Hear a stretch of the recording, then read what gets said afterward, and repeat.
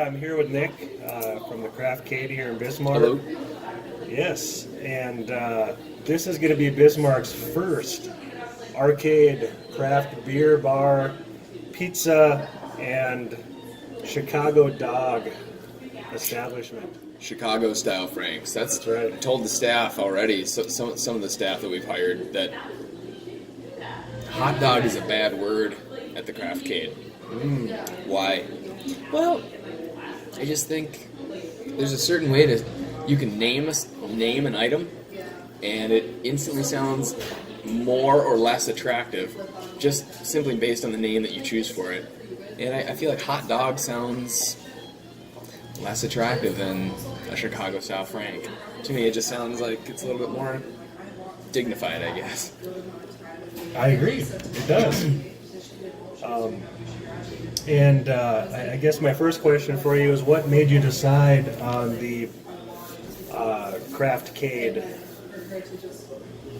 On opening the Craftcade? Yeah, the business concept.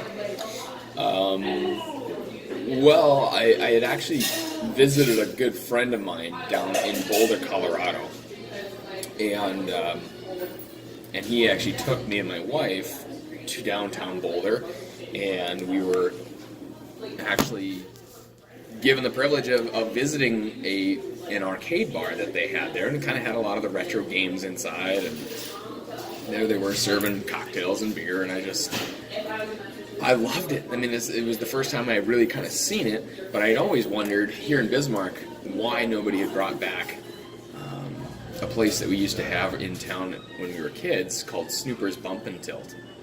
And we all loved that place, and I've just never quite understood why nobody brought that business model back and decided to tailor it more towards adults. And I've always said that somebody really should do that. Somebody really, really should do that. And then there was a time when I was kind of having this conversation with my mother, and she kind of said, well, why don't you do it? And I was like, well, I don't know what that would look like, but it kind of got the gears turning in my head, and that was probably about 2 years ago. So Great. Here we are. Excellent, and I can't wait. I'm close to 50, so I am from the I guess you would say the golden age of arcade. Sure. Where I probably have put at least 2 college tuitions of quarters through video games in the 80s. Well, and see, Chris, that's the beauty, because the Craftcade's games are all going to be on free play. Really? Yes, sir. You guys don't have to pay for the games. That's my gift to you. You come in and buy my beer and pizza, I'll let you hang out as long as you want playing free games. How's that sound? Do I have to leave? Eventually. At least I have to sleep outside. That's right. At 1 in the morning, you have to leave. Wow, that is great. And one of the things I saw on your website and social media page on Facebook is you're going to be promoting the self-serve beer concept. Yes, the Craftcade will be North Dakota's one and only self-pouring beer wall. We will have 20 taps that you can walk up to a wall, activate a computer screen, choose which beer you would like, and pour as much or as little of that beer as you would like. The system automatically charges your open tab by the half ounce that you pour. Okay. And that was what I was kind of curious about is how that was gauged. Because I did see in the video that you could pour as little, or, if you have a growler, you could pour the growler. I mean, I think there was a picture of that on there. And I could be misunderstanding that. But yeah, you could, fill your glass halfway, all the way, quarter of the way, if you just want to taste it, Growlers would be a situation where we would have to have, basically, if you wanted to fill a growler, you could absolutely do that. You would just have to drink that later at home. It would have to be a thing. We can't have somebody basically pouring themselves a growler and then going and sitting down at a table with a full growler to themselves. And so as growlers go, you could absolutely fill one up, but then you'd have to take it home to drink it there. Okay, well that's even awesome too. Yeah, absolutely. And keeping on the topic of the beer, how many taps do you plan to have? Oh, yep. So there's going to be 20 taps, Okay. 10 computer screens, and 2 taps run off of each screen. And so it's a wall that's about 16 feet long. It's pretty cool. You walk right up to it, pick which one you want, tilt your glass, pour your beer, go sit down, go find a game in the room to play, go find a table to hang out with your buddies, just chill. And then we have an order window in the back of the room. So that goes to our kitchen, so you just order pizza right at the window, buy the slice or buy the whole pie, and then you just go around the corner to our pickup window, pick up your food, again, go to a table, go to a booth, go to a game. We've set up the room to be very, very independent. So when you come in, you don't have to deal with a bartender, you don't have to deal with a server, you don't have to wait for a game because they're free. We just want to... The only thing our guys are going to be trained to do is make sure that you are a participating customer, is what we like to say. We want you to be a participating customer if you're going to play our free games. That's all we ask. And I think most people can understand what that means. Oh yeah, yeah. It just means participate in the things that are being offered to you. Exactly, and we will. Right.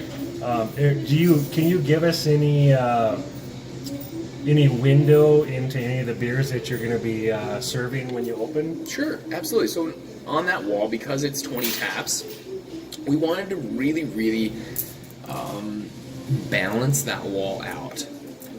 And by balance, I mean we wanted to be able to offer the widest variety of beer to the widest audience, essentially. So we divided it into 4s. 4 of them are going to be domestics, so all you domestic beer drinkers out there don't have to worry. You can absolutely pour yourselves a Bud Light or a Miller Lite, that's just fine. If you really like that product, then you can absolutely come in and you can have that. Then the next, I believe it's 12 taps are kind of considered what we call national craft. So this is where you're going to find your Leinenkugels, your Alaskan Amber, your Alaskan Amber, your Deschutes, Black Butte Porters, like all the things you've kind of heard about for a while now, but on the craftier side. And then the back 4, if I'm doing my math correctly, I believe that's, yep, the last 4 are reserved for specifically local breweries, local brewers, and their products. So that means, so that allows us to really reach into the craft brewing roots of Bismarck, North Dakota, or at least we can say North Dakota, maybe because we're going to have some of Fargo. Fargo is brewing in there as well. So we say the entire state of North Dakota that those back 4 taps are reserved for. We'll always be running 4 beers that are tied directly to the state of North Dakota. Excellent. Yeah. Excellent. And it's great to hear you're going to support the local scene. Yeah, we absolutely want to promote. We want to promote craft beer to the people around here. Whereas I understand that people very much enjoy their domestic beers. There's nothing wrong with that. But I think maybe a lot of times people don't try craft beer simply because they're not aware of how amazing some of the flavors are.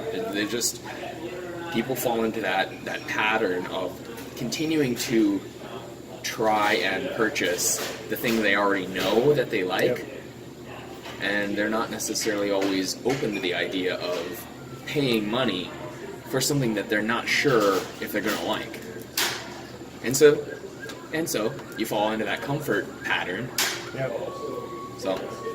No, and it's also part of brand awareness. I mean, this is what my dad drank and his dad drank. Sure. So this is what I'm going to drink. And, absolutely, it becomes a tradition. And it's surprising also how many people I've handed even back when 8-9 years ago when Sam Adams was one of the few commercialized craft breweries, if you can call it a craft brewery anymore.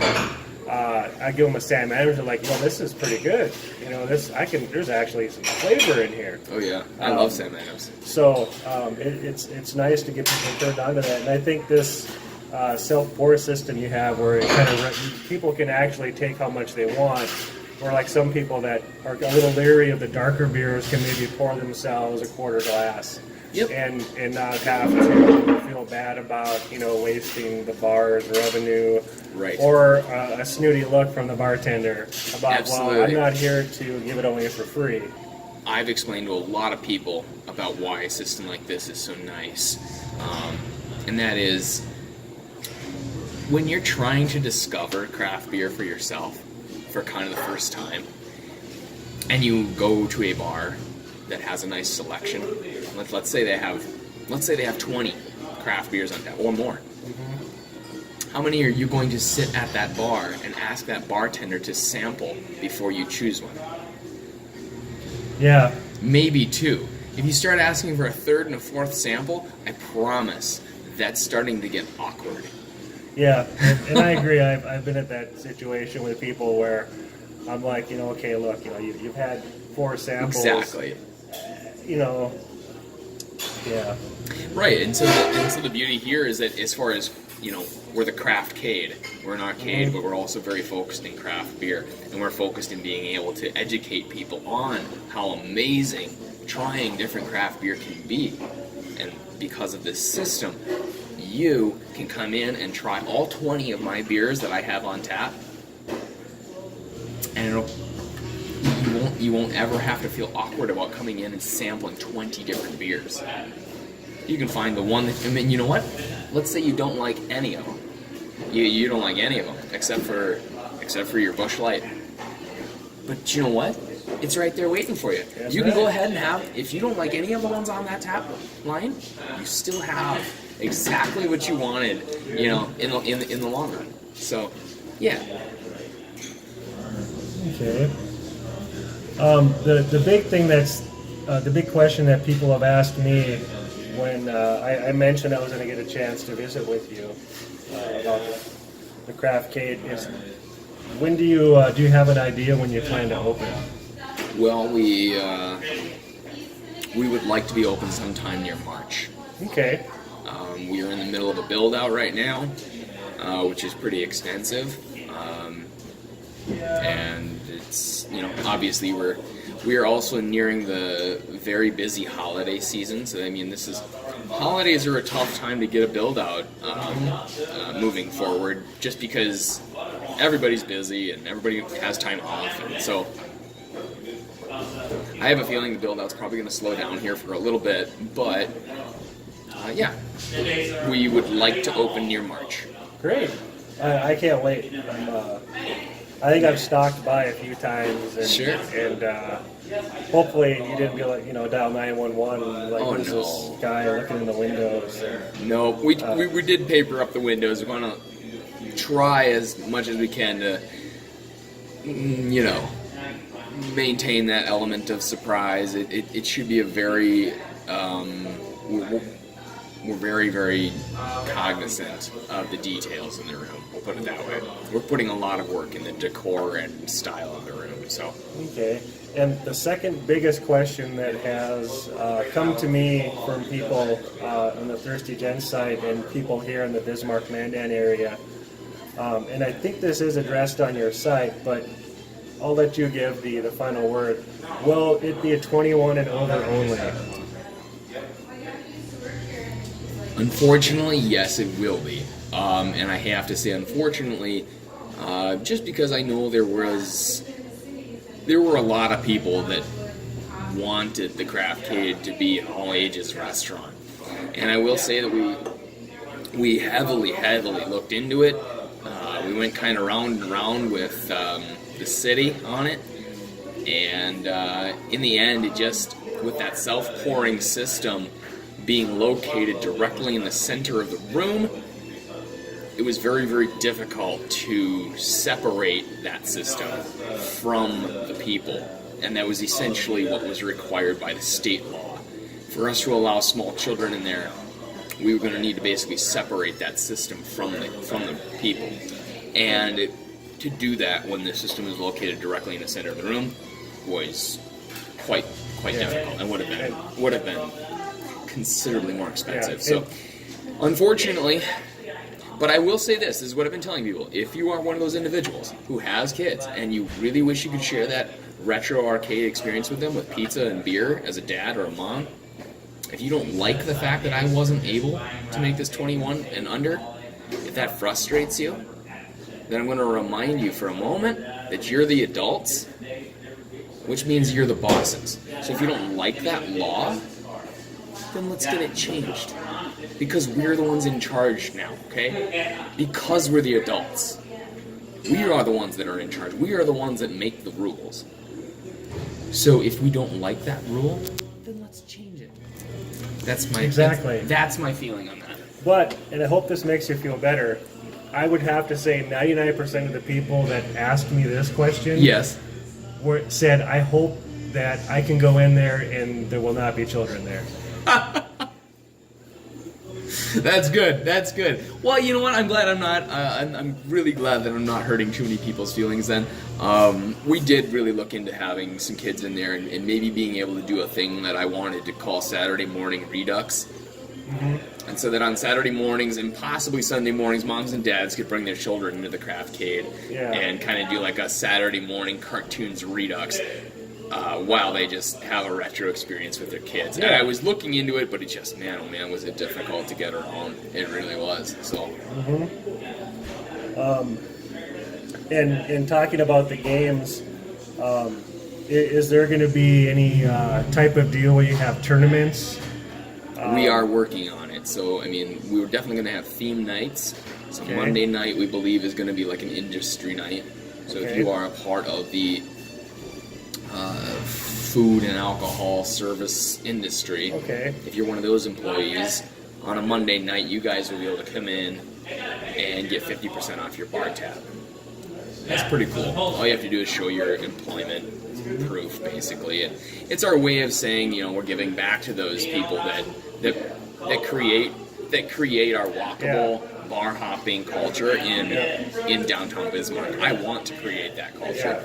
And the people that provide good service for beer and alcohol, for alcohol and food service here in our downtown area, they should be thanked once in a while, because without those people, you wouldn't have the ability to ask your wife, hey, honey, do you want to just grab some dinner downtown tonight instead of cooking?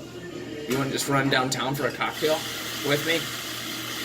But you can't do any of that stuff if you don't have good service people. And so that's why Monday nights is going to be industry night. Tuesday nights, Tuesdays and Thursdays is kind of my idea for potential like tournament nights, potentially just once a week too. And then I kind of want to have a ladies' night in there. Video games, especially the retro kind, are certainly not just for guys. Oh no! I mean, girls love this stuff too. It's so much fun. It really, really is. I mean, we can have an entire table full of women come in and absolutely have a blast. Oh yeah. Just competing against each other, playing our multiplayer games. Most of our games are more than one-person games. Most of them encourage 3 to 4 players. So. Great. And will there be a rotation on the games? Will we see that stuff? Remains to be seen. I would love to have that situation happen. I really would.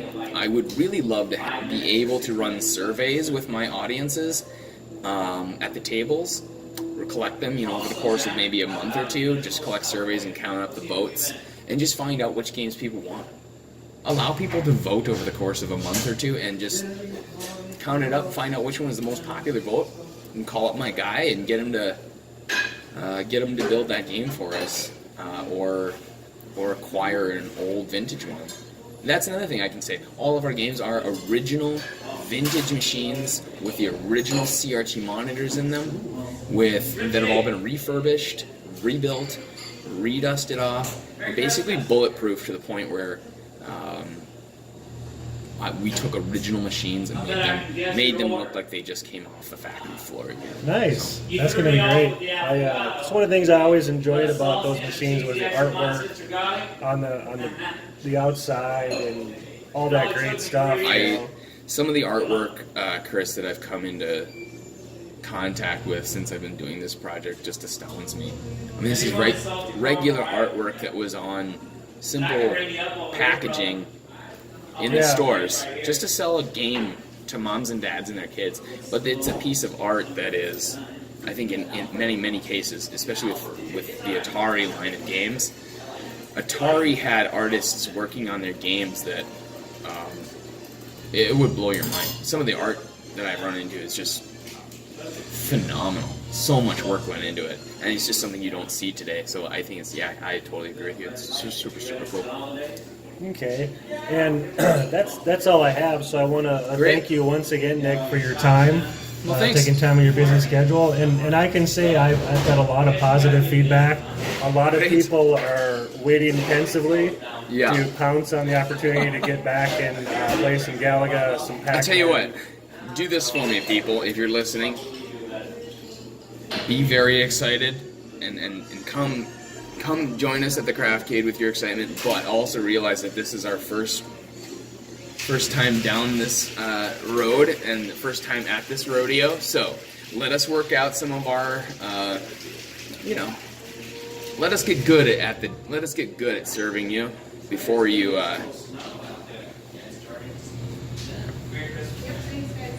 judge us too hard. Because I have a feeling this is going to be, if we have as many people show up as we think we're going to, it's going to be crazy. So just going to have to learn how to take a deep breath, I guess. Excellent. And again, thank you for your time. Absolutely, thank you. We look forward to seeing you on the other side. Thanks, man.